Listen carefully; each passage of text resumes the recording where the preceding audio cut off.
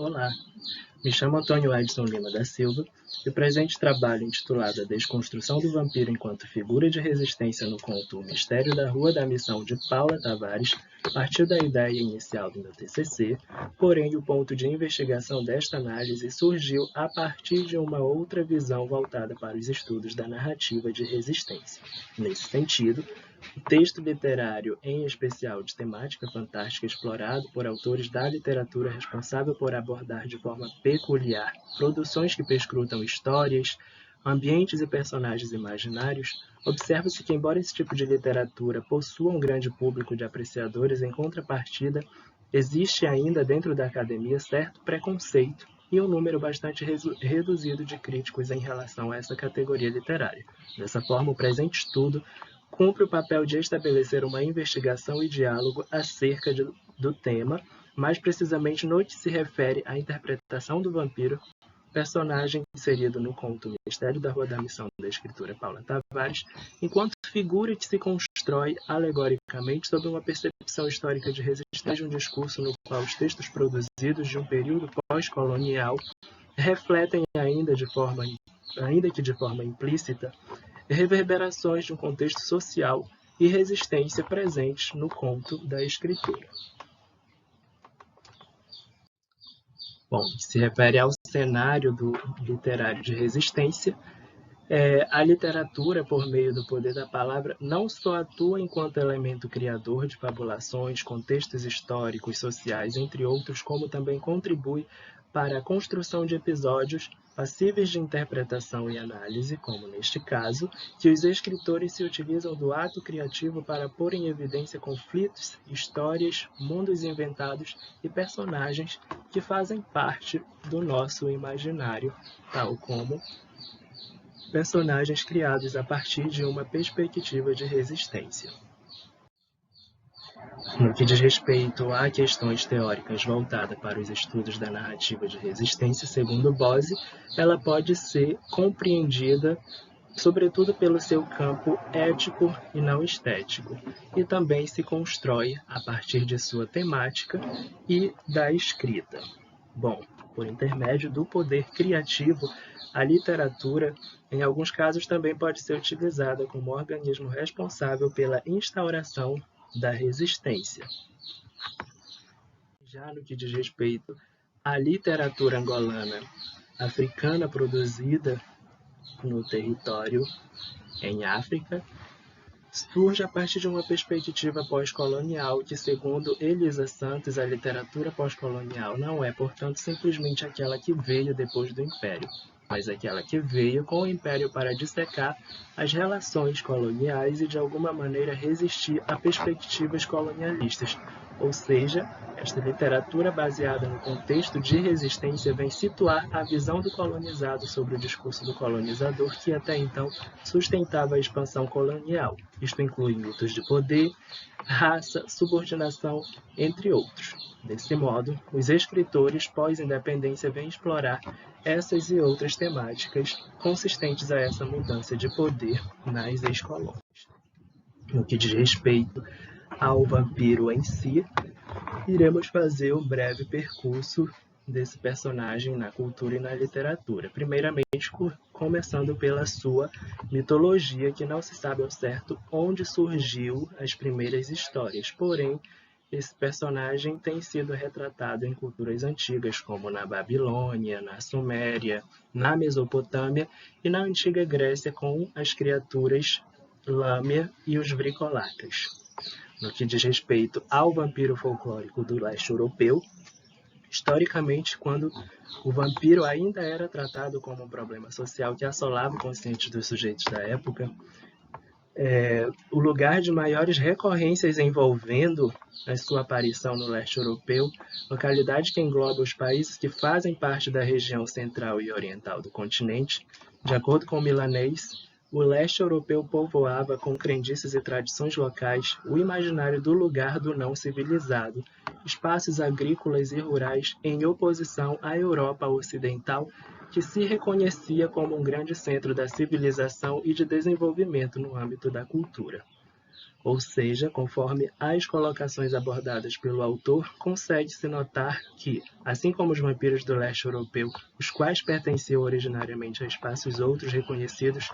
por seus caráter primitivo, atrasado, com crenças e costumes nativos que eram vistos pelo ocidental como culturas inferiores e apequenadas,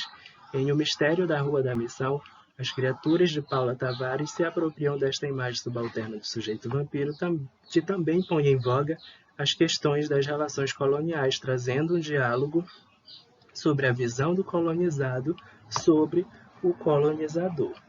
No que diz respeito ao vampiro literário, de morto-vivo de passado subalterno a figurante da aristocracia europeia,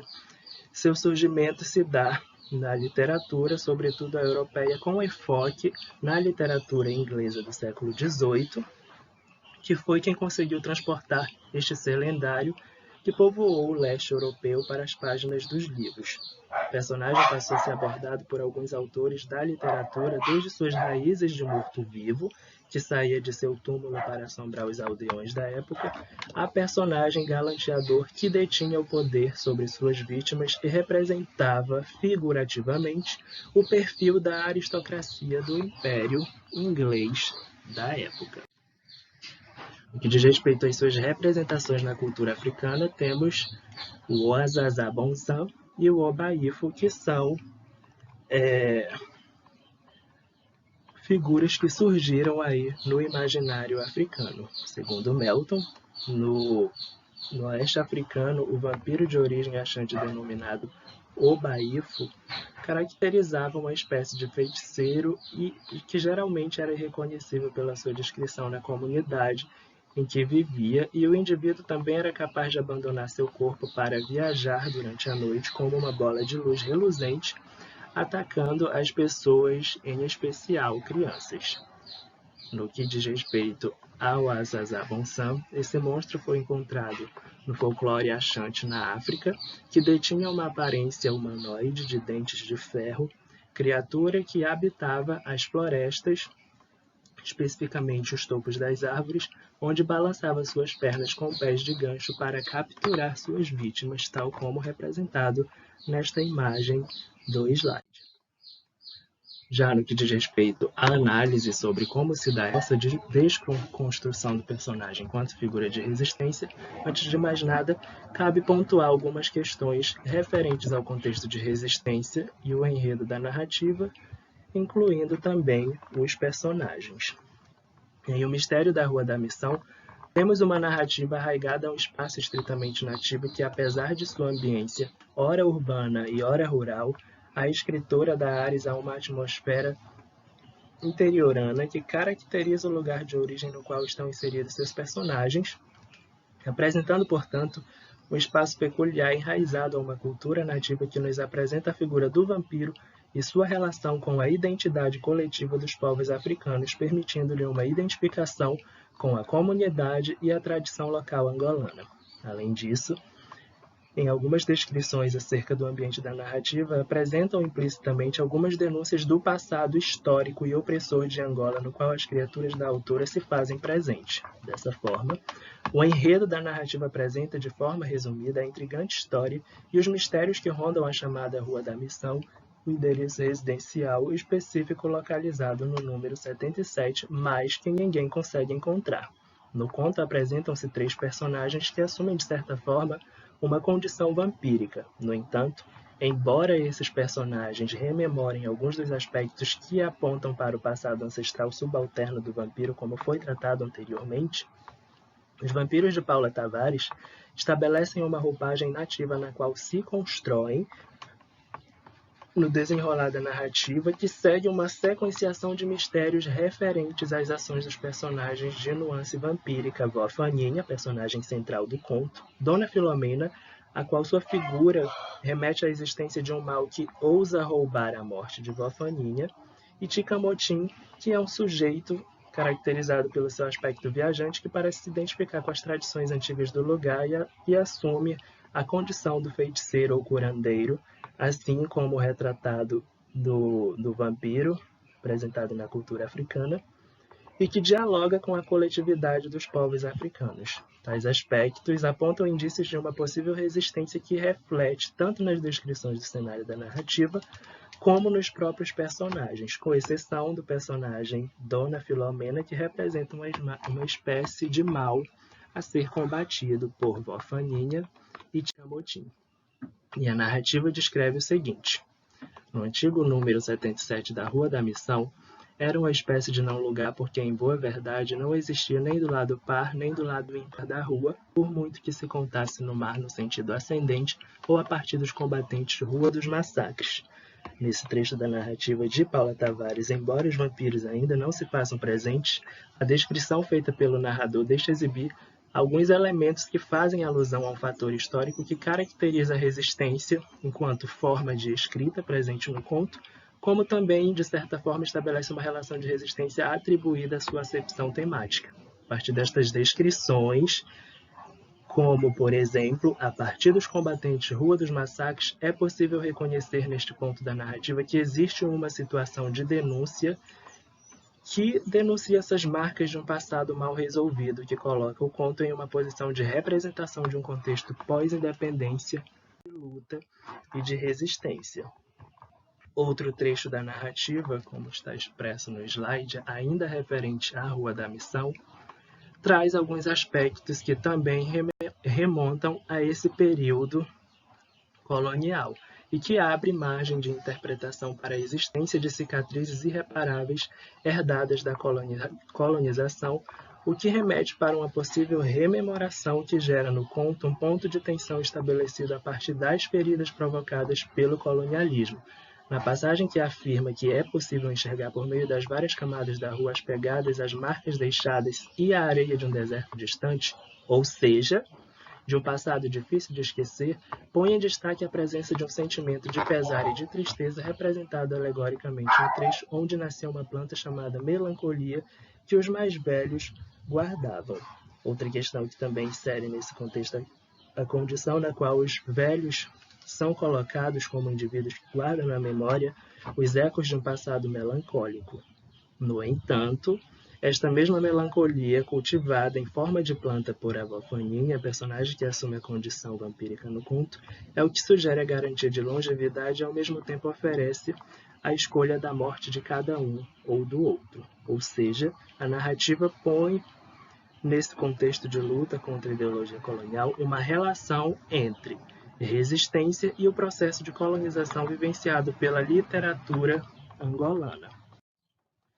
No que diz respeito à Avó Faninha, não queria afastar-se muito da cara que a fotografia dos 20 anos havia fixado para sempre. Não sabemos se morreu e voltou porque já conhecemos velha a Avó Faninha, sempre de sorriso aberto na sua cara de 1000 rugas e muitos dentes. Bom, o personagem Vó Faninha, ao assumir o estereótipo antagônico no qual não se sabe se está viva ou morta, parece contribuir para a interpretação de um sujeito vampírico que se constrói sob uma perspectiva de resistência que não se dá por vencido. Outro questionamento refere-se ao fato de Paula Tavares buscar no passado subalterno de seu povo projetado em seu personagem algumas das condições que levam o vampiro a romper com as enlaças do pensamento ocidental hegemônico que, de certo modo, o coloca em uma posição de indivíduo que sofreu rigidamente os efeitos da discriminação, do preconceito e do colonialismo. No que se refere à personagem Dona Filomena, essa representa uma espécie de mal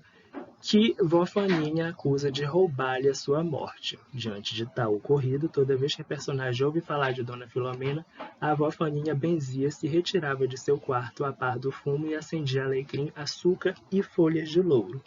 Ou seja, como já dito anteriormente, Dona Filomena representa figurativamente no conto o mal que assola a paz de Vó Faninha e que conta com a ajuda do feiticeiro curandeiro Ticamotim para se verem livres da presença assombrosa de Dona Filomena, que é o que tudo indica, projeta, nesse viés de leitura, baseado em modelos de representação anticolonialistas, a rejeição de um sujeito indesejado, o que faz com que Dona Filomena entre em conflito com os personagens Vó Faninha e Ticamotim, os quais conseguem combater e se ver livres da existência de tal mal e de tal personagem. Bom, no que diz respeito agora ao personagem de Cambotinho, esse é descrito como tão antigo quanto a misteriosa rua, e através das suas descrições, tal como apresentada no slide, diferente de Vofaninha, para ele a morte era um caminho de ir e voltar a Poço Fundo da antiga caverna cuja ciência conhecia e desvendava. No que se refere a Ticamotim, seu caráter viajante se identifica com as identidades nacionais coletivas. O personagem parece figurar a resistência de uma coletividade dos povos atingidos pelo regime colonial que lutam e resistem contra as ideologias imperialistas. Bom, no que diz respeito a essa condição de morto-vivo, condição da existência na qual os vampiros e também os zumbis estão inseridos, Newton Milanês aponta de forma figurativa para a presença de um forte preconceito e os ecos de uma sociedade que reflete as reverberações de um passado colonial. Ou seja, percebe-se, a partir da colocação do autor, que a existência de um discurso enraizado por trás do sujeito africano, que por meio de estereótipos preconceituosos e racistas desabilitam e relegam o assujeitamento político e cultural dos personagens aqui tratados e, discursivamente falando, também relacionado aos povos africanos. Portanto,